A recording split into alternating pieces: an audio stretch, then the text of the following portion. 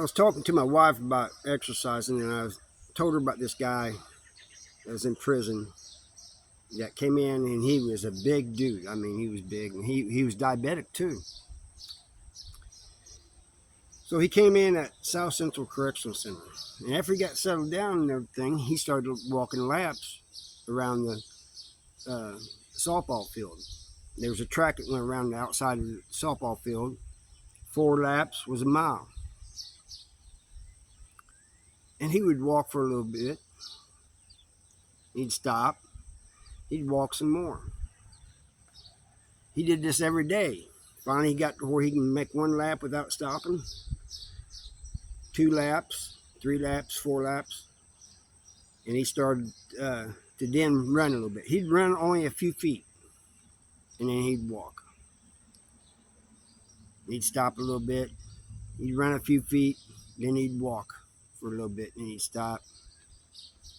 Finally, got to where he could jog like a half of the track, and then he'd walk. Finally, he could make the whole track, and then he'd rest a little bit, and then he'd walk some more, And it finally got to where he could jog 2 laps, then eventually 3, then eventually 4. All the time when he was out there walking and stuff, my workout partner would laugh at him.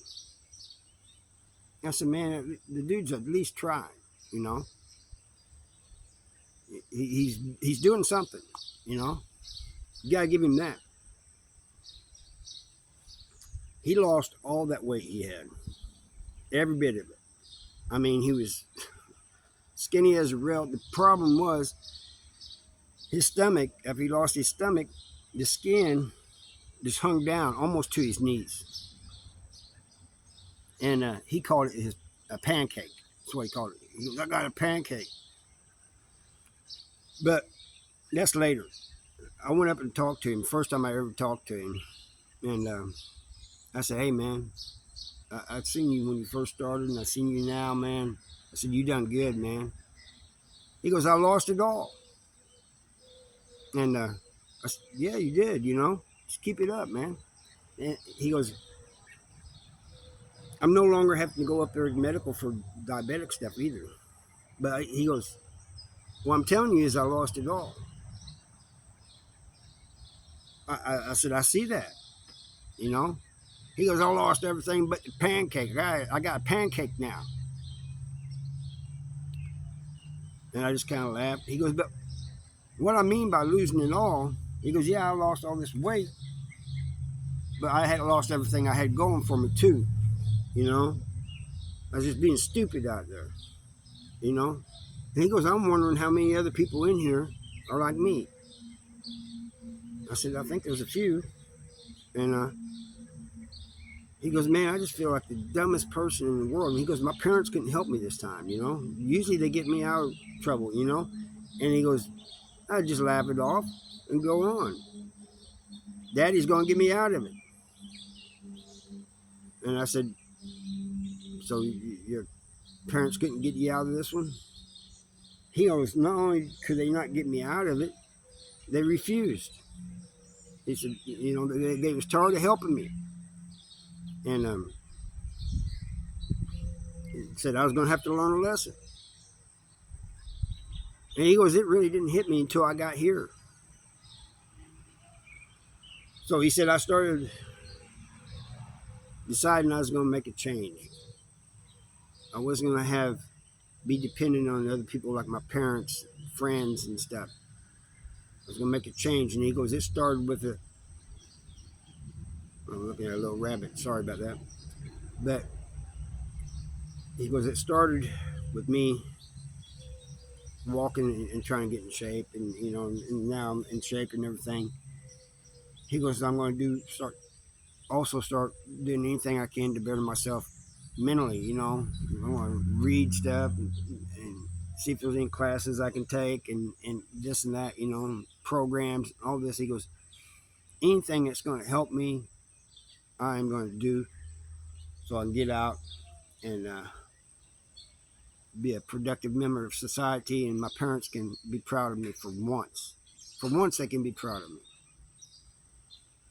I don't know what ever happened to him, but I told the story about the guy from Colombia and how he had college and everything, and he just started hanging around the wrong people. And so I think it happens to more people than we think it happens to. People just messed up their lives. Some people just need another chance. But the real story, the reason I told that story was to motivate you guys that you guys can do it. This guy did it, man. He lost that weight, started doing everything he could to better himself, and he's just doing a little bit at a time, and that's all it takes, man. It's just a little bit at a time. You don't have to do a whole lot. I mean, what he was doing in there applies out here too. Just take it easy at first. A little bit at a time, and build up. Whether you're exercising, trying to learn something, anything like that. I mean, and this applies to ex-cons getting out too, man. A lot of them get out and they give up. That's the one thing I want to say is don't give up. Just keep trying, because that's what this guy did. He just kept trying. He just one step at a time, literally, as far as his physical fitness went. And he started spending more time in the library. He did take some programs, but I don't know what ever happened to him. He was gone one day. But my workout partner didn't laugh at him after he lost all that weight. He laughed at his pancake, as the guy had called it.